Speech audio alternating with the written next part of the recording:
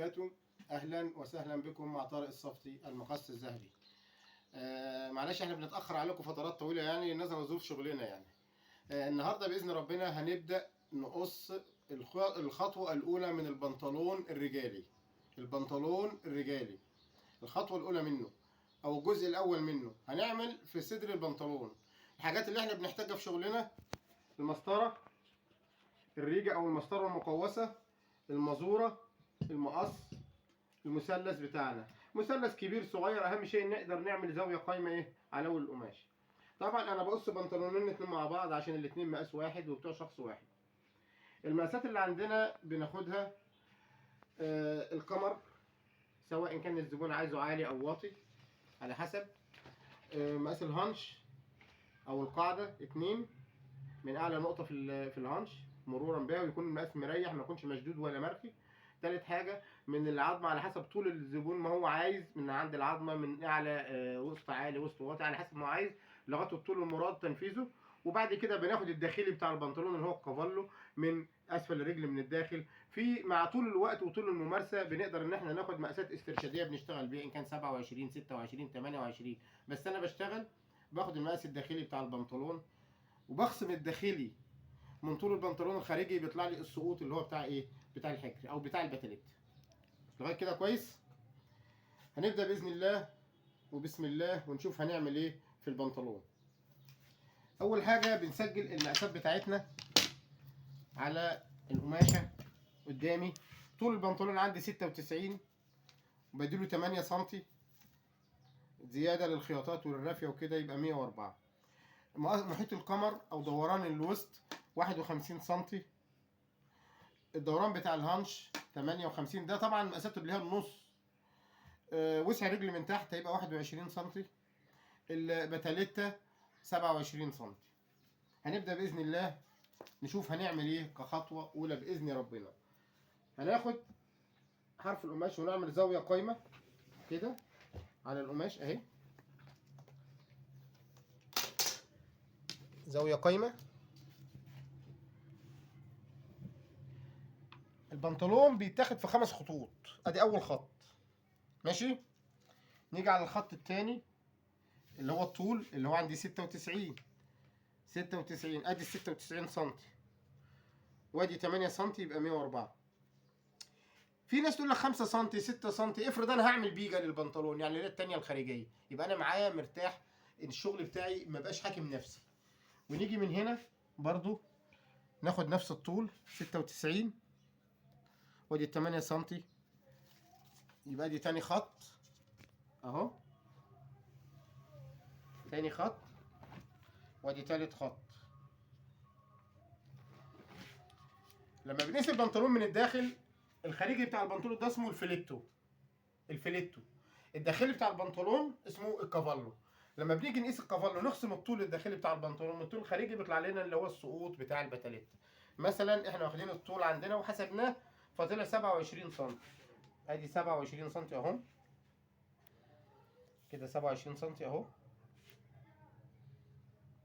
يبقى دي كده الخط الرابع بتاعنا بتاع البنطلون. واحده واحده مع بعضنا ان شاء الله نوصل اللي احنا عايزينه. عايزين نطلع الخط الخامس اللي هو الركبه. بنقسم المسافه من هنا من خط الحجر لخط الطول بتاع البنطلون ونقسمها على 2 ونطلع لفوق 5 سم. بمعنى هنعمل المازوره كده، طلعت عندي اهي، طلعت زي ما طلعت، مش هحسب انا معاهم كده اهو، ماسك المازوره وتانيها كده فكده الخط النص بتاعها اهو اهو كده. خليك معايا ونطلع لفوق 5 سم في اتجاه الكمر بتاع البنطلون، ادي 5 سم.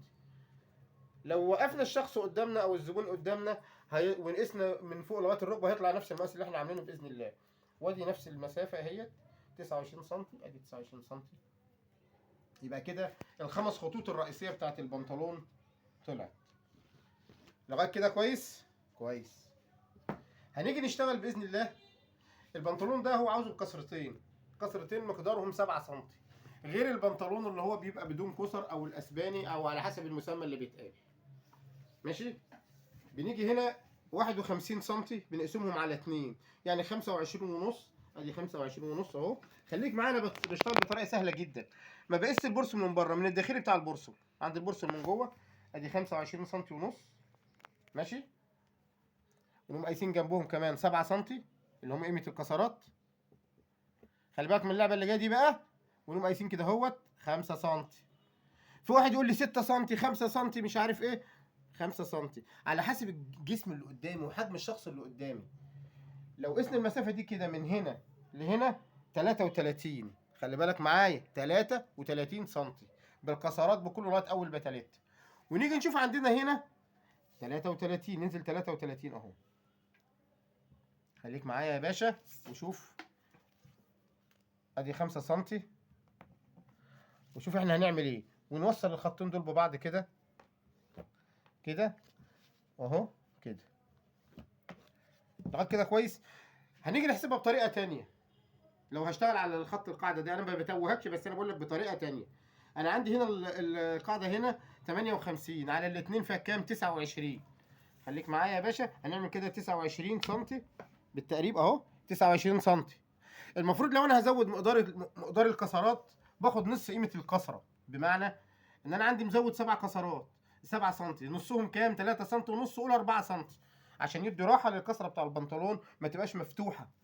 نيجي نقيس المسافه من هنا من 29 ل 33 نشوفها كام سم كده يا عم طارق. 4 سم اللي احنا عايزينهم قيمه تريحه الكسره. ماشي الكلام. يبقى احنا اشتغلنا هنا على القمر. لو بشتغل بنطلون بدون كسر بشتغل على ايه؟ الاساس بتاعي هنا الهنش او القاعده او محيط الارداف.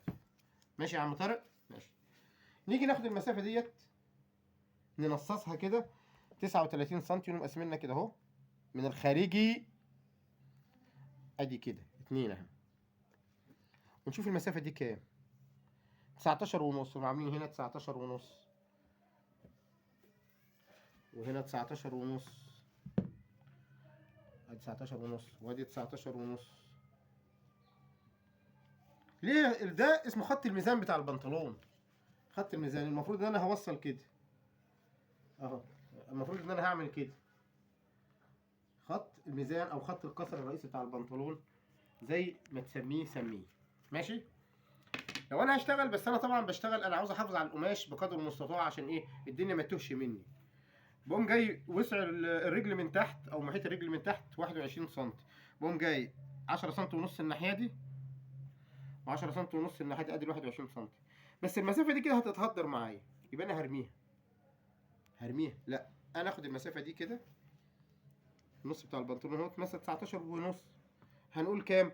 10 9 ونص. ناخد النص المسافه دي مثلا نقول 10 سم. نسيب هنا 5 سم. 5 سم بالتقريب اهو او 4 سم ونص اهوت. ونقوم قايسين ال 21 سم بتوعي كده. ماشي. وناخد خط طولي من اول خط البتليتا مش من ده من ده هنا كده للخط بتاعي اهوت. نقوم عاملين كده اهو. ماشي. حلو الكلام. ونيجي ناخد الخط المايل ما بخشش للاخر.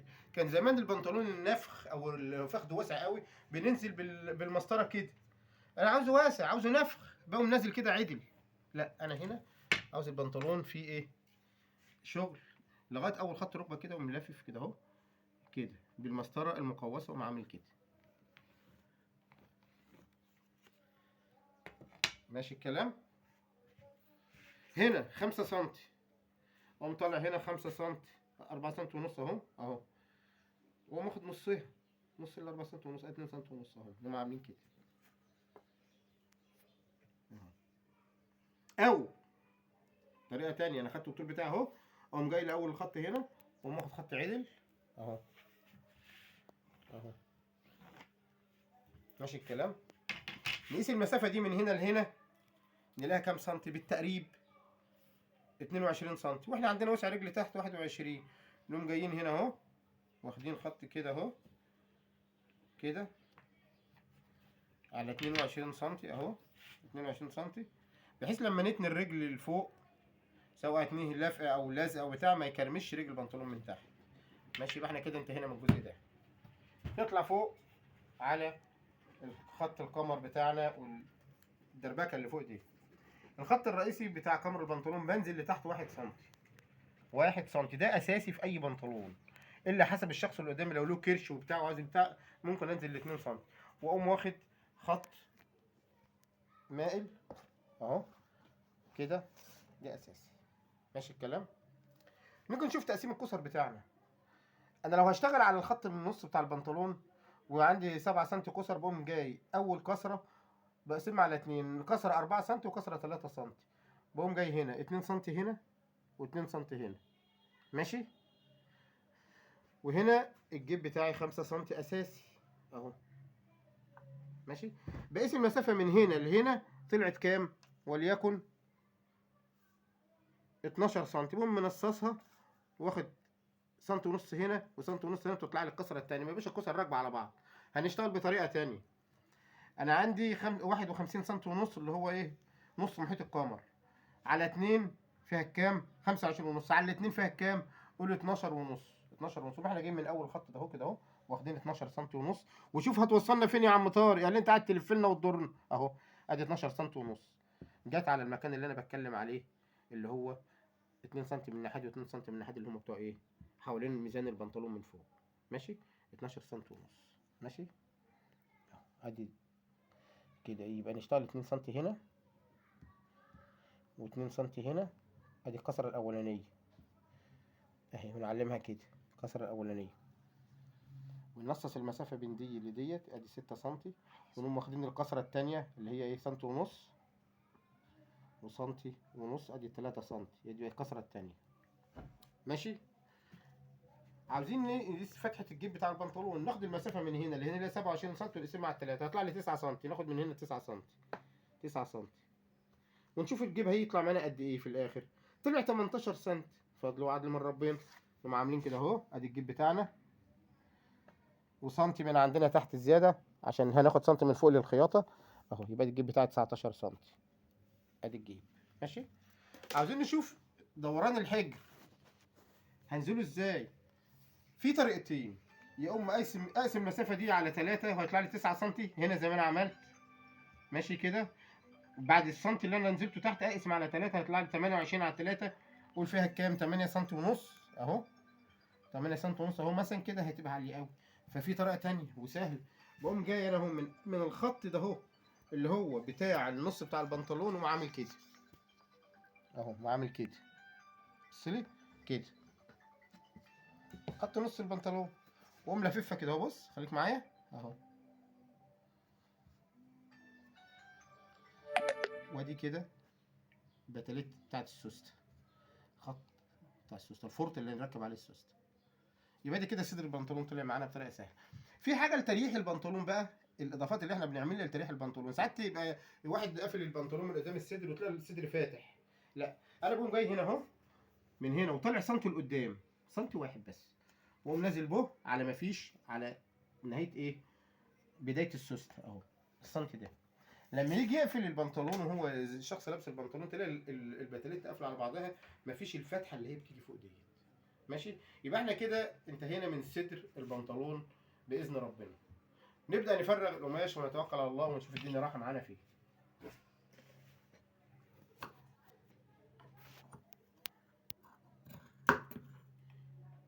بين الصحه راحت ولا ايه؟ مش قادرين نقص كام رق فوق بعض.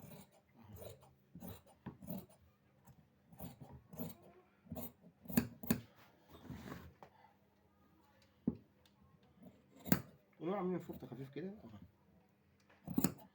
السنتي اللي طلعناه هنا بيطلعوا هنا برضه عشان البتلات، انا عامل بتلته منها فيها، يعني ما فرغتش البتلات. وان شاء الله لما نقعد على المكنه هنشوف ازاي بنشتغلها بطريقه سهله جدا ومبسطه، وهتبقى باذن الله هتعجبك.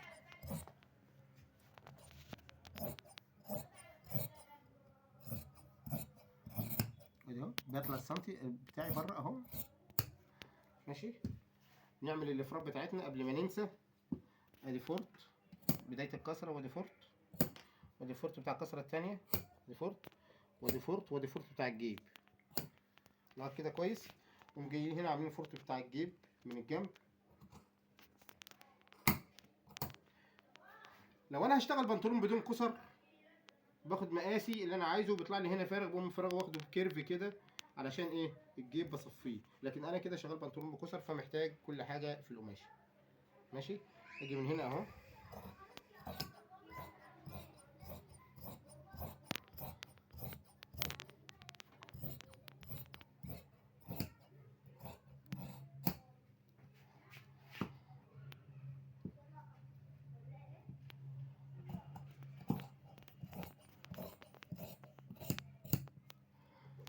الحاجات اللي زادت ما برميهاش، ممكن اطلع منها ايه، لوكسات اللي هي بتاع الحزام اهي، بالراحه كده كده نعمل كده ونطلع لوكستين حزام او 4 او زي ما انا عايز ايه اطلع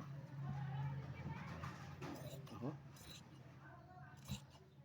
طبعا انا بشتغل على ظهر القماش، علاماتي كلها على ظهر القماش اهو. انا بقص 4 بناطيل مع بعض، 2 من كل لون، ماشي الكلام كده. ادي اول واحد وادي الاتنين التانيين. معلش بقى ان اول حاجه اقصلكوا بنطلون واقص مع بعض كده، بس طبعا انا عارف ان انا بخاطب انهي عقليات هتفهمني بسرعه وتتجاوب معايا وتفهم انا بشتغل ازاي. ولو في اي حاجه باذن ربنا يسهلها ان احنا نقدر نرد عليكم في الوقت المناسب باذن الله. واعذرونا اذا كنت انا متاخر من ناحيه الردود او الحاجات ديت لظروف شغلي.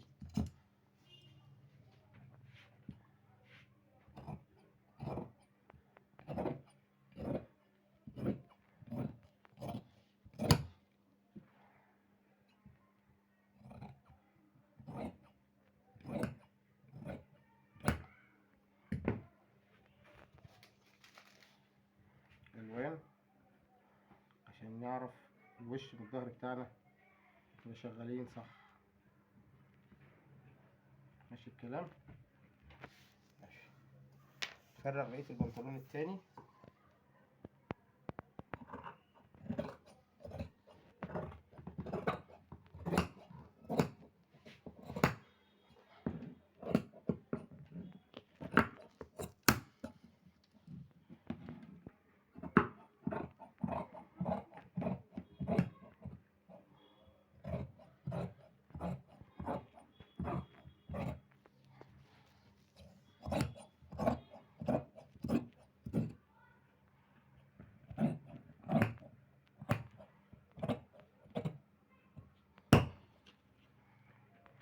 حلو الكلام اهو كده.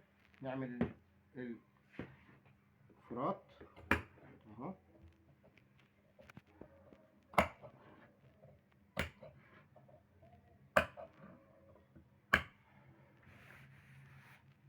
ونيجي هنا نفرغ البتاليتا بتاعت الاتنين باذن الله. ان شاء الله كل حاجه كويسه باذن ربنا.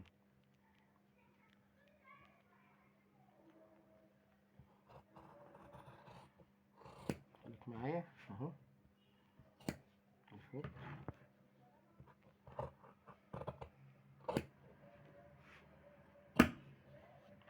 كده. انتهينا من الصدر او الجزء الاول بتاع البنطلون، وان شاء الله نلتقي في الفيديو الثاني في الجزء الخلفي بتاع البنطلون او ظهر البنطلون باذن الله. والسلام عليكم ورحمه الله وبركاته.